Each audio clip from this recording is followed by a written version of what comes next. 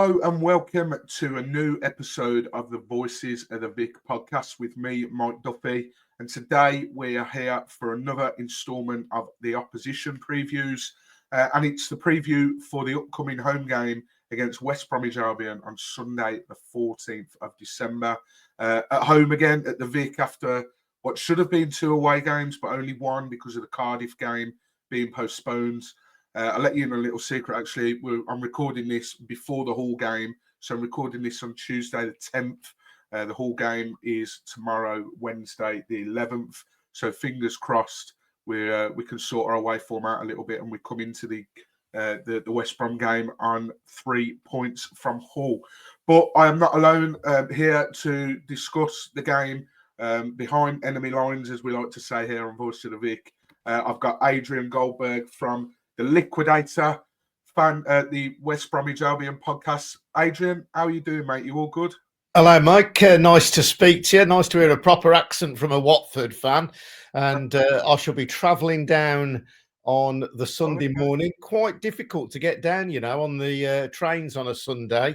Loads of unavailability. I'm not sure what that's all about, but I shall be hitting Watford High Street around 11:30. I hope somewhere's open, probably the Spoons, but maybe others. I'm looking for I always like a little cheeky backstreet boozer. If you got any tips to give me off air, yeah, I'll be sure to have a think while we're talking. But yeah, it's always a game I obviously look forward to with the connections, and I love going to the Hawthorns as well whenever we play there.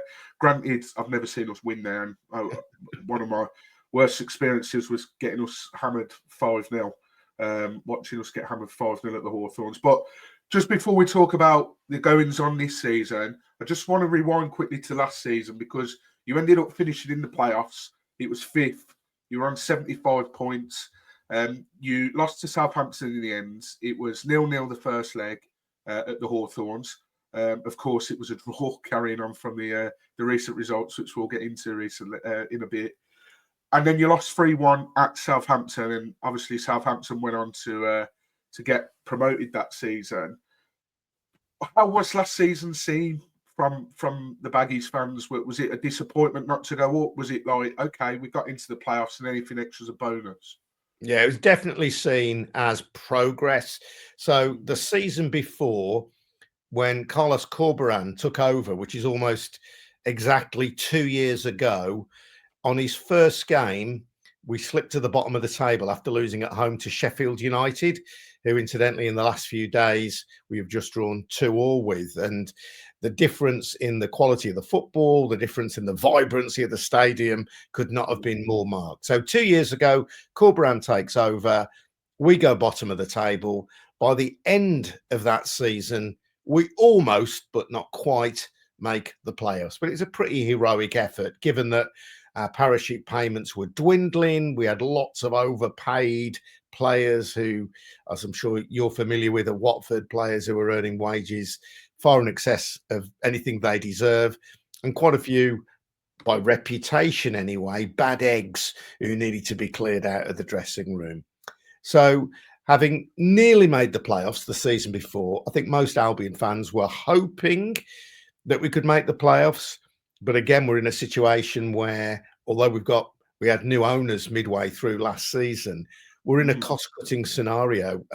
Current accounts are not yet published, most recent accounts, but it's expected that we will really be getting very close to breaking the PSR requirements, the losses of £39 million over 3 years that you're allowed. So again, I think Corberán did really well last season to get us to the playoffs against a background of cost cutting. Cedric Kipre came back from Cardiff and he looked like a total loser when he played for us before. Couldn't get a regular game under previous managers. Last season, he was amazing. He was brilliant. Unfortunately, we lost him in the summer. That's how good he was. But last season, to make the playoffs was a real achievement. And in the league game against Southampton at the Hawthorns, they were the best team that we played. You might laugh at that now when you look at the Premier League table. Leicester were good, but Southampton were even better. They looked terrific when they played us. So when we got the 0-0 draw at the Hawthorns, I went down to St Mary's for the second leg. Wasn't expecting anything, and we didn't get anything. They were better than us, and really fifth was a terrific achievement. But of course, then we've had 2 seasons of progress. Avoid relegation by a mile in the end, nearly make the playoffs, then make the playoffs with new owners as well. The expectation amongst the fans is, right, we've got to go one better this season. But our new owners, although they're supposedly loaded, they can't spend the money because of those financial restrictions. And we're still in a cost-cutting time. We've had to let players go in the summer like Kipre, who were decent players. And we've had to bring in players, relatively speaking, on the cheap. So if Corberán could get us into the playoffs again this season, I think that would be a real achievement. Yeah, well, my next question's about Corberán himself, really, because throughout the division, he's regarded as one of the most talented coaches in the league. You know, I remember sitting on this podcast after we played you last season when Cleverly had took over. I was at the game, 2-2. We went 2-0 up and ended up drawing. And it was almost like we sat down at the end of the season on this podcast and we were like, right, is Clev's going to get the job? You know, look at what he's done the back end of last season. And you look against some of the managers that he'd faced. And I think he'd faced Daniel Farker at Leeds. There was a couple of others, but one of them was Corberán. And Corberán was very much in that bracket of one of the better coaches in the league. So he's definitely well sought after. And you, like you say, you're coming up to the anniversary of him coming into the club a couple of years ago. I worked out earlier that his win percentage is 42.9%, which isn't bad going, to be fair. But obviously, you've talked about the progress, and that's what the Baggies fans have wanted to see. But what would you say is the overall take on Corberán at the moment? Is it one of great content, or is it one of those where some fans are looking at it thinking he should have got us up by now? Or is it at the end of this season, if he gets you into the playoffs and you don't go up, or he doesn't get you into the playoffs, will Baggies fans be looking and thinking, come on, mate, something needs to change? What's the feel around the job that Corberán's doing at the moment? Yeah, I'd say overall, it's still positive. Yeah. But I went away to Preston a couple of weeks ago. Now, the Preston game away was sandwiched between, I have to say, 2 pulsating home games. The last 2 home games, Sheffield United 2-2, Norwich 2-2, both cracking games of football. You'd go to that game if you're any kind of football fan and come away with your spirits lifted. In between times was a draw at Preston, and Preston at the time, I think, were 19th. And I'd like to think our fans aren't too arrogant or aren't too entitled, although when you've got a history like ours and when you've been in the Premier League relatively recently, unfortunately, a bit of that does creep in. So there's an expectation that we'll go to somewhere like Preston and turn them over. And for 20 minutes, we were brilliant. For the next 70, they were all over us. And we made substitutions late on in that game. We also made substitutions in the Norwich game, which took the sting out of any attacking potential that we might have had. And Corberán often gets criticised for his substitutions, for weakening the side with his subs. And there are 2 ways of looking at that. One is that he can only bring players off the bench who are there, and they're not as good as his starting 11. He's been unlucky with injuries, likes of Daryl Dike, who's never really had a proper run, a terrific striker from the States. Sadly, frequently injured in his time with us. Other players like Grady Diangana, Jed Wallace, John Swift, who are in theory at the peak of their careers, I think honestly have let him down this season. We've signed a guy called Lewis Dobbin on loan from Villa. The fact that he's from Villa is already a handicap. Let's make that absolutely clear. And he was transferred to Villa in the strange dealings between Villa and Everton, which saw Tim Irigbunam go in the other direction for a large fee as well. People scratching their heads trying to work out how Lewis Dobbin is worth £10 million. So the players we brought in who might come off the bench or who are there and off the bench are just not that good. But there's a feeling with Corberan that he's perhaps overcautious, both in terms of his substitutions, maybe taking players off after 60, 70 minutes, when if he left them on, the dangerous players, they might do a little bit of damage. Against that, you have to say, well, look, he can only work with what he's got. So I think the Preston game was a turning point in some ways, or it could be. It was the first time I heard kind of widespread discontent amongst the away fans about Corberan. And at certain games, because we do play this patient passing out from the back football, we'll try and draw you onto us. Obviously, Pep style football, isn't it? And when you got Pep style footballers, I think it can look brilliant. If you haven't got Pep style footballers, sometimes it can be pretty turgid. We score great goals sometimes, brilliant moves from one end of the pitch to the other. Other times it can be watching paint dry. But I think overall, I would say he's done a really good job, considering the legacy that he's had, considering the restrictions that he's still working under financially.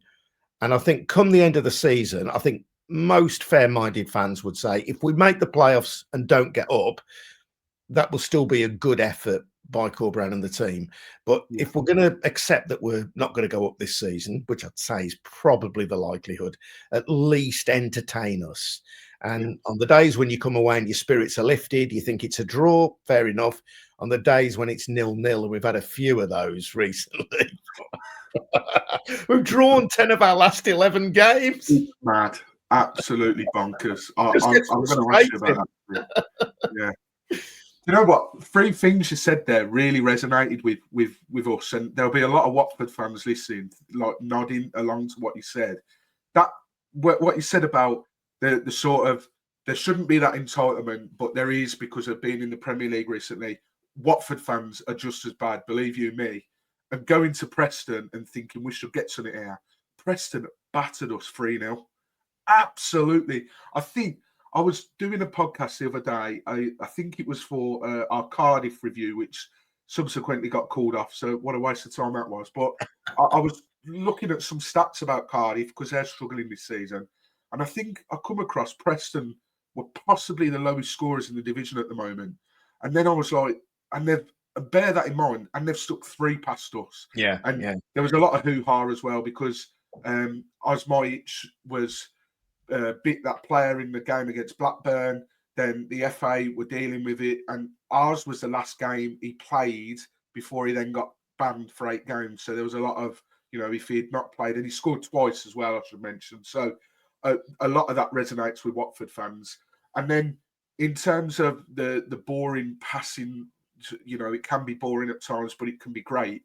A name which will be very familiar with West Brom fans, which we hated come the end of his tenure at Watford, Valérien Ismaël.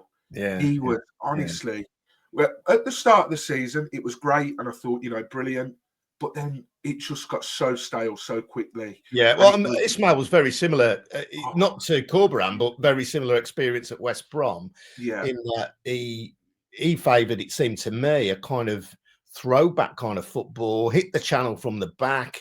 Yeah. Didn't matter where the ball went so much as there'll be a competition for the ball, and then it's all about winning the 50-50 that then follows, but you're 70 yards up the pitch. In the first 4 or 5 games when he played that, we were amazing. We barnstormed our way to some great victories. Yeah. But as ever, in this division, it is a cliche, and it's a cliche because it's true. Teams are very competitive. I think this season perhaps is even maybe the most competitive championship that I've ever known. I mean, the week when you lost to Cardiff, QPR also won, didn't they? Who had been bottom, I think, and couldn't buy a win. And suddenly you got the bottom 2 teams winning. And that's how it is. But yeah, Valérien Ismaël, I don't hark back with any nostalgia to Valérien Ismaël's time at West Brom. Corberan's got a bit more about him than that. He's a bit more able to vary it. But like all the managers in the Championship, he can only work with what he's got. And players who play in the Championship, my theory, Mike, is that players in the Championship, some of them are easily good enough technically to be Premier League footballers, but it's that ability to do it week in, week out, which I think is a psychological thing as much as a physical thing. That's where players haven't got it. And the incredible number of fixtures because of the international breaks that are squashed together doesn't help as well. It's wildly unpredictable. Well, I mean, we're seeing that with two. You mentioned there, some of the players obviously have got, they can go on to play in the Premier League, and they certainly have the ability. But we've got a player, Georgie Chakvetadze, in the middle, who honestly he'll run games on his own sometimes, but there's a reason that he's not playing in the Premier League, and there's a reason that he's at Watford, and it's that sort of that decision making where he needs to release the ball 5 seconds earlier, or he needs to take 2 lesser touches, or he needs to get the pass off quicker. And it's frustrating, but at the same time, you've just got to sit back and enjoy these players. I mean, recently for us, the one that sticks out in my mind is João Pedro. I mean, look at how he's doing now. He's doing absolutely fabulous. And I think I even saw a rumour pop up the other day that Liverpool were looking after him, and then you looking out for him. But you mentioned then as well about the fixture scheduling. The one player for us at the moment who you can really see it's taking it out of him is Moussa Sissoko. I mean, he's no spring chicken anymore. He's 35, and we knew that he was going to, maybe get to a point in this. But I was looking back the other day at the games that he's played, and he's, other than the Carabao Cup games, which we played 3 this season, he's barely missed a minute of football, and you can really tell that the rigorous sort of scheduling of the Championship is really getting to him. So it's so important to have the depth for the squad in the Championship, because otherwise you're done for. And I think at the moment this might be a reason why you're on this run that you're on. I don't know. Maybe you'll be able to tell us, but that brings me perfectly into what you mentioned a minute ago. 11 games unbeaten. That sounds really impressive until you then say 10 of them have been draws. What's gone on there? Have a lot of the games been you were lucky to maybe scrape a point, or has it been the opposite of? I think there've been games where we've been fortunate to get a point. There've been games where we've been unlucky not to win. They've not followed any particular pattern, I would say. I'd say the games where we've struggled to play well have been the home games where opposition have sat deep against us. So we lost at home to Middlesbrough. We've only lost twice all season. Borough, to me, look like a good team. I think Borough have been knocking on the door and will be knocking on the door again this season. But Millwall, Millwall just sit deep against us and make life difficult for us. And if you watch the videos of Albion, that's what I'd do. I'd sit deep against us. Some teams come and play the high press. If you're Sheffield United, you can do that because you've got mobile players and you've got the ability to take advantage of it. But mostly, in most teams in the Championship, I would recommend, if you're playing the Albion, just sit deep, deny us space, because and of course that then feeds onto the home fans getting frustrated and so on. Yeah. Players who we have who can lift you out of your seat and who should be able then to do the unpredictable, to kind of change things up. That's where we've had our greatest disappointments this season. The one who hasn't been a disappointment is Tom Fellows. Tom is a local lad. He's come through the academy. He's been at the club since he was around 9, and he came through last season. He does a famous step over. Everybody knows he's going to do it, but he still does it. And supposedly Everton are amongst a number of Premier League clubs who've been looking at him. He scored a goal against Sheffield United last weekend. He's a very good player. But the other players who we rely on to surprise you and to provide that little extra something, I mentioned a couple of them. Grady Diangana could be one of them. John Swift could be another one of them, who you'll know been knocking around the Championship for years at Reading before us. Former Chelsea kid, then at the Albion for a couple of years. The other one is Mikey Johnston, who we signed. It was terrific last season on loan. You'll be familiar with this pattern. The same with Diangana when he first came, brilliant on loan, and then he gets the transfer and he's not delivered. But Johnston's shown a bit of the signs in recent times that he might come good. But that's partly the problem. I think Corberán honestly has been let down by some of the senior pros, and they're precisely the players who will do the unusual thing. we've also had some pretty bad injuries. Again, I know every club in the Championship will say this, but we've lost 3 centre-backs this season. Kyle Bartley, who was the captain, the leader of the line, he was out for about 6 games. He is back now. His regular partner, Shemi Ajayi, got injured. Paddy McNair, who we had on loan, he was at Borough last season, due to go to the States in January. He looked great in the 2 games he played, but he got injured, sadly, in his second game. DK, I mentioned, is out. We've got Josh Madger up front, who's a silky kind of player, likes to come deep and get the ball. But we have had a little bit of bad luck with injuries. The other player you might want to look out for, who's really come through this season, is Carlin Grant. He once scored 18 goals, I think, for Huddersfield, and we signed him on the back of that. He scored 18 goals for us. If a player can score 18 goals and look rubbish, Carlin Grant did when he came to us at first. And he played a season under Steve Bruce, scored 18, but we still let him go on loan to Cardiff. It's something in the air in Cardiff. I don't know what it is. He turned it around for Cedric Kipre for us. And now it's turned it around for Carlin Grant. He's a man transformed. So I think he's a player who, if I was a Watford fan, I'd be looking out for. Tom Fellows, Madger, maybe Mikey Johnston. They'll be our major threats. But I don't think there's any pattern to our absurd number of draws, other than it underlines that we are hard to beat. Only lost 2 all season. Before before the midweek games, you know, we've got Frank Lampard's Coventry before we. Yes, you have tomorrow night. Yeah, I didn't know it was only 2 games you'd lost. I know obviously a lot of you've had a lot of draws recently, but that's quite something. And I mean, you took one of the questions you've answered already, because I was going to ask who are you looking out, who would Watford need to look out for, but you've mentioned there some of the players you got. Madger, he's really come into form this season. I remember he sort of, after that Sunderland documentary and the hype around him and whatnot, I think he went abroad. I want to say to Bordeaux. I think it was to Bordeaux, but he joined Bordeaux just at the point where their world was falling apart. Yeah, I mean, it's a really... I do another podcast called Where's the Money Gone with Charlie Methven, which is about football money and got the way football's run and football politics. Charlie is now the chief executive of Charlton, but you remember him in his red braces and his red trousers, addressing a bunch of rough dockers in a pub in Sunderland.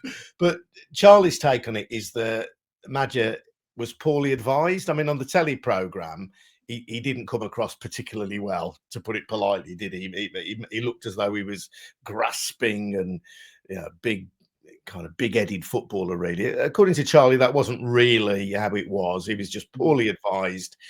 And as bad advice goes, it was pretty rank. He went off to Bordeaux. He came to us, and last season he was crocked twice. You know, you sometimes get players who are supposedly injury prone. They're just unfortunate they haven't quite got the musculature to cope with the demands of professional football. That wasn't the case with Madger. He got crocked badly twice. Once, I think, in a cup game at Bristol City. Once in a league match at Sunderland. And so he had a really disjointed season last year, didn't get any kind of run of games, but he's come back this season. And at the point we're recording this, I think he scored 9. And he's not an out-and-out striker. He doesn't lead the line in the traditional way. He likes to come deep and collect the ball, arrive late as the cross comes in from the byline. But he's a very dangerous player and very capable of putting the ball in the net. Yeah, absolutely. He's someone that's on our radar for sure. And like you said there, you know, a couple of real Championship stalwarts. 2 players who I admire as well, Jed Wallace and John Swift. I look back to the game last season at our place, and I think it was Swift that... I mean, Swift usually scores against us, but Jed Wallace as well. I remember him at Millwall. And I remember that lockdown season where we got promoted, and both times we played Millwall, he absolutely ran the show. I mean, we won the one at home that eventually that actually ended up getting us promoted back up, but he absolutely ran the show for Millwall both games. So 2 players which I really admire. So you'd be unlucky to cop a good day from either of them at the moment. I mean, Wallace is club captain. He's only made a couple of starts this season, and when he has done, he just hasn't looked on it at all. I mean, what is he, 30? He's too young, really, to say he's over the hill, and you would hope that he's still got some good years of football in him, but he's had a contract at the end of the season at West Brom. I think he'll move on. He's clearly a good egg, club captain. People like him, but his performances this year just haven't been up to the mark. He and Swift signed together a couple of years ago under Steve Bruce, and they were regarded at the time, we were told, by the infamous Ron Gourlay, who some people might be aware of his interesting track record in football. He was involved in Reading, of course, at one time. Gourlay said that these were the best two free transfers, the best two Bosmans in the Championship that summer. And Swift's done all right. He had a spell last season where he scored 9 goals, got injured, hasn't looked the same since, and certainly hasn't performed this season. Wallace hasn't performed this season. So if you're one of those people who goes to the bookies and, first goal scorer or whatever, don't put Wallace and Swift. I remember when you signed them, because I went on holiday to Lanzarote and flew out from Birmingham Airport, and we got into the airport and it was still sort of COVID-y times coming out, and there was a big snake of a queue inside Birmingham Airport, and I was stood in there, and I turned in front of me, and all the West Brom team were flying out to Portugal for pre-season. And very nice. I remember seeing Swift and Wallace there because they'd just signed. So I thought that them two are going to cause havoc this season. And like you say, they did have a relatively good first season. But in terms of the game itself, you've obviously pointed out a few players that Watford should be wary of. Where can Watford hurt West Brom? What areas of joy can we get from West Brom?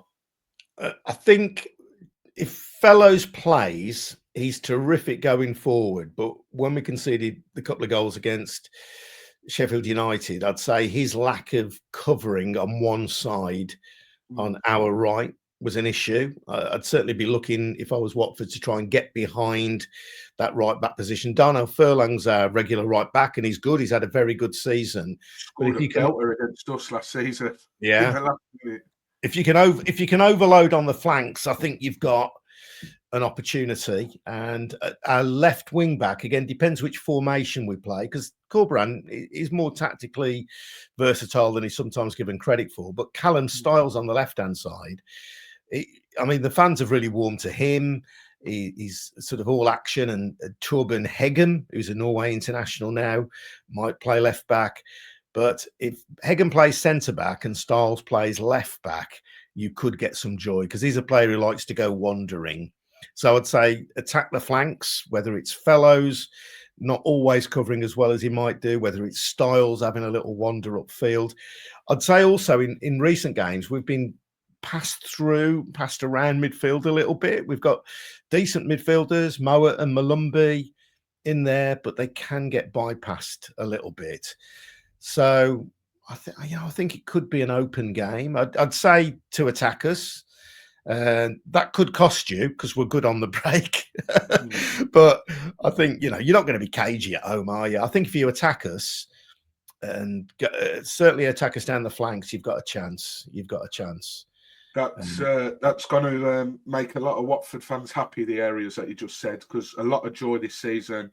We've got Kwadwo Bar, who likes to sort of deploy himself over on that right-hand side, and sort of the three behind the striker. If we play that sort of 4-2-3-1, he's very, very sort of handy over on that right-hand side. And I'm sounding a bit like a broken record to my listeners at the moment, but I am yet to see a Championship fullback deal with him, because he's just too strong and too powerful. And it's very much a case of get to your byline and pull it across or pull it back, and hopefully there's someone there for the tap-in. So, and you mentioned Callum Styles as well. That's a name that will resonate with a lot of Watford fans, because when Ishmael was with us, and funnily enough, even before Ishmael was with us, we always seemed to be linked with Callum Styles, but it's obviously never got over the line. So that's interesting that you've pointed one of those areas out. And the midfield battle, that could be quite interesting, because at the moment, if Sissoko does play,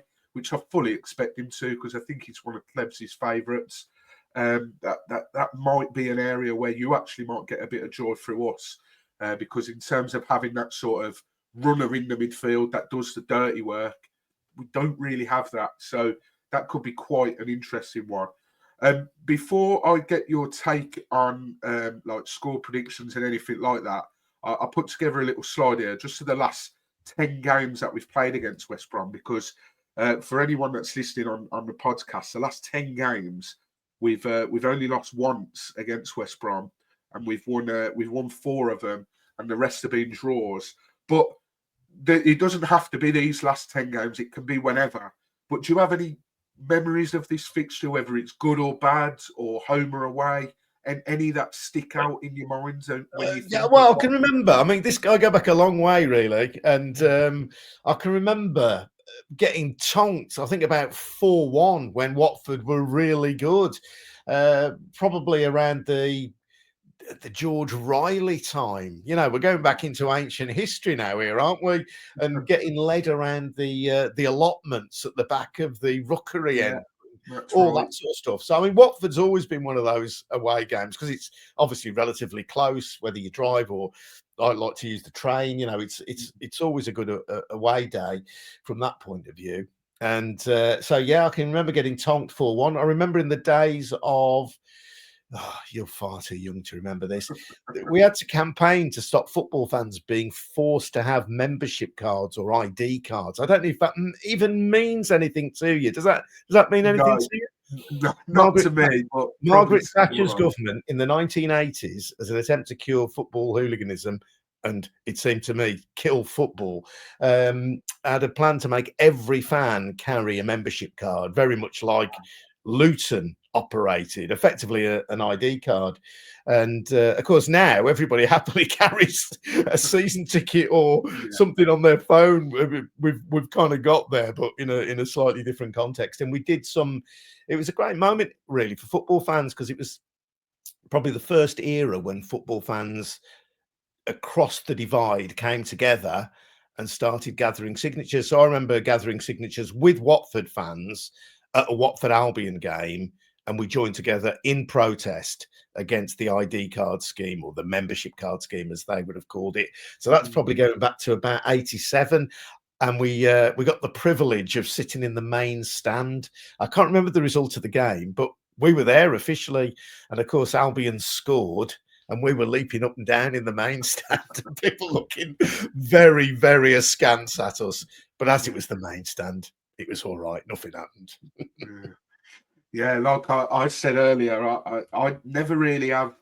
I mean, when I was looking at the stats ahead of the game, I was actually quite surprised to see we've only lost one of the last 10, but a lot of them have been draws, because a game against Albion, as I said at the top of the show, with my connections to Birmingham and whatnot, it's one I always look out for, but I can just never, ever remember beating you. I mean, the last couple of seasons, I think we got a draw against you at home a couple of seasons ago. Then we beat you at home at a 3-2 game, which was a bit of a topsy-turvy game. But I'm trying to think. I think it was my younger brother, who's actually a member of this podcast.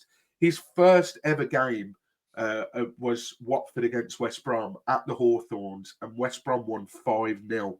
So it's a wonder he was A, ever allowed back, and B, ever followed through with his Watford support in life. But yeah, I mean, there's not one that sort of sticks out in my mind, because a lot of the time it's been West Brom coming to Watford, and West Brom being by far the superior team in the division. But we had a couple of good wins and a couple of okay wins in the Premier League. I remember Troy Deeney scoring against Ben Foster, and obviously Ben Foster then joined back to Watford. And I think more about the players that have played for both. Ben Foster, up until the sort of infamous GoPro in the goal and his podcasting, which sort of didn't sit well with a lot of Watford fans towards the end of his career. On the whole, he was one of the better goalkeepers I've seen at Watford in my lifetime, personally. Yeah, well, Foster was probably the best Albion goalie in my football watching time. Really? Which, as you can tell, is going back a long time. Yeah, I'd say so. I mean, we've had goalkeepers who played very well for a period. We had a guy called Russell Holt, who was terrific for a time. And going back to the late 70s, which is when I first started going down, there's a guy called Tony Godden, when we had, the breakthrough of the three black players in Cunningham, Batson and Regis. I realised Watford also had the breakthrough players of Barnes and Blissett.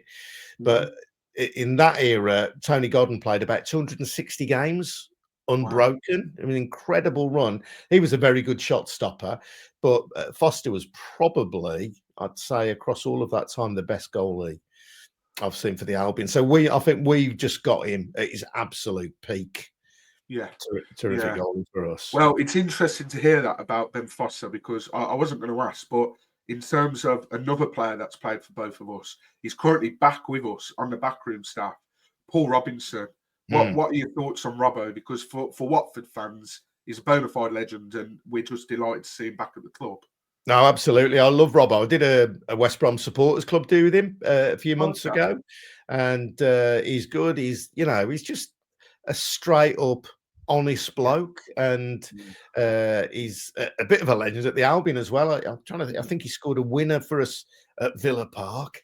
Ooh, yeah. So that's sweet, and was always just a great competitor. And I know that's kind of code for he could sometimes be a bit of a dirty so-and-so as well.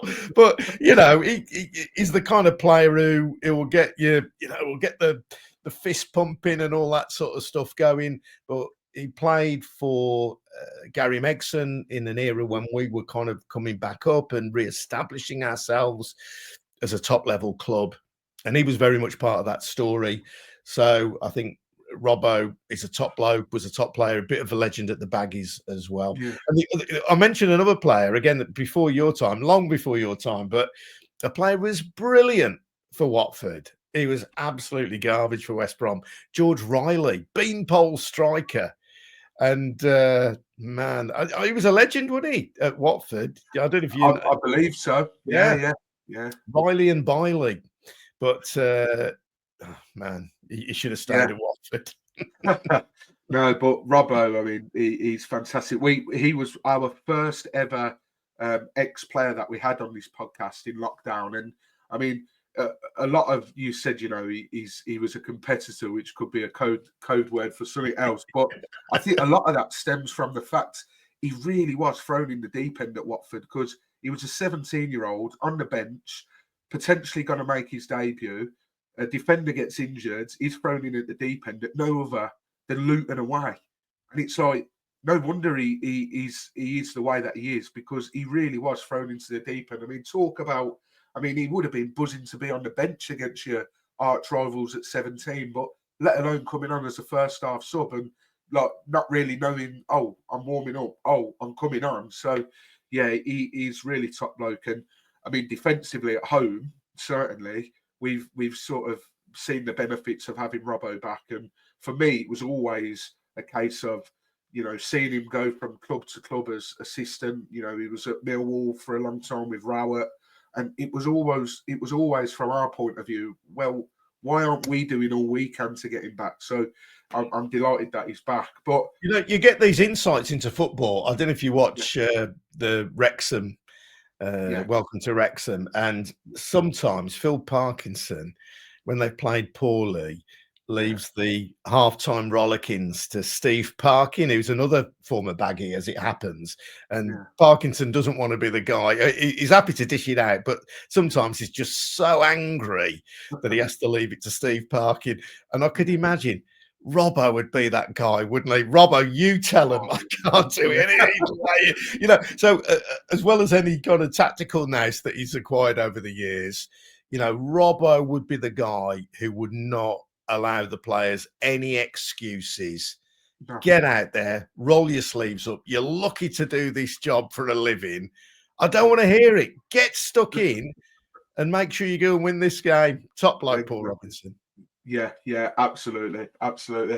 And then just to sort of finish on the score prediction, it's actually the second best away record in the division West Brom have against Watford, who have got the second best home record in the division. And I don't know if you knew this, and I'm probably going to jinx it by saying it, but we've not lost at home since Cleverley took over as interim, which is March last year. So we just have a different determination, a different grit. There's been plenty of games already this season at home where we should have lost or we were, lucky to draw. But the point is we either drew that game or we won that game. I mean, I was on a flight back from holiday, but the other week we played Bristol City. And my group chat was like, Bristol City are battering us. And then I land and see that we've won 1-0. And it's like previous seasons, we've not done that. So it's obviously going to be a game of two teams who have got brilliant records at home and then, West Brom being away. So how do you see the game panning out and what's your score prediction for Sunday? Well, I broke with I always do a thing on X and Blue Sky with the followers of the Liquidator podcast, which I do with my mate Chris Lepkowski. And I broke with tradition recently in that I said we'd lose a game. I thought we'd lose 2-0 to Sheffield United and we drew 2-2. So it shows what I know. And I'm an optimistic fan. I did a podcast recently with Adrian Childs as well. He listened to a bit of that today, funnily enough. He was my special guest a couple of weeks ago on the podcast, and he is very much a glass half empty man. And I'm a glass half full man. He says that, if Albion win a game, he can enjoy it for about a minute, and then he worries about what's going to happen next week. Whereas I can soak in it, I can savor it. And I'm a cheerful chappy. I'm optimistic, and I'm going to say that Albion are going to stuff the Hornets 3-1. Ooh, go on! What's your prediction? Go on, let's have it. First team to win at Watford since March, and you're going to do it. Happen. It's got to happen, Mike. Come on, it's got to happen. Well, my worry was, Adrian, is I've had a look at some of our fixtures, and obviously we're going to get into the territory soon of playing the reverse fixtures of the games we've already played. So we've got Sheffield United coming up, we've got Leeds coming up, but my one worry is we've also got that team down the M1, Luton, to come to Vicarage Road, and it would be so typical of Watford to beat the likes of yourselves, beat the likes of Sheffield United and Leeds at home, and then lose to Luton, especially because of how rubbish they've been. And again, they beat us at their place, and again, they've been terrible. But yeah, it's going to be a tight game, and I really hate to sit on the fence with this one, but Watford and West Brom just seem to love churning out draws. West Brom at the moment, who knows, another draw tomorrow against Coventry, who knows, you might book the trend. But I'm going to go with a 2-2. I think there's going to be goals. It's going to be end-to-end. But I think we're just going to just about cling on to our really, really good home form. Now, listen, we'll do you a favour. Here's the deal. Yeah. We'll beat you, so then it won't be Luton who take that unbeaten home record off you. Well, I thought you were going to say the reverse fixture, we would win, so we could have a right good night out up Broad Street afterwards. So never mind. But fingers crossed, it's an entertaining game for both teams. But I'm going to put the links to your podcast, The Liquidator, in the description as well. So any Watford fans or any West Brom fans that might have stumbled across this, you can go and check that out. Will you be doing any? Do you do sort of previews or reviews of the game? I usually do. It depends on where I am, and I don't get to every away game. I get to pretty much every home game. I don't get to every away game. I'd usually try and do a live on Spaces after the game. That depends on finding a pub and a Wi-Fi and doing it in a timely fashion.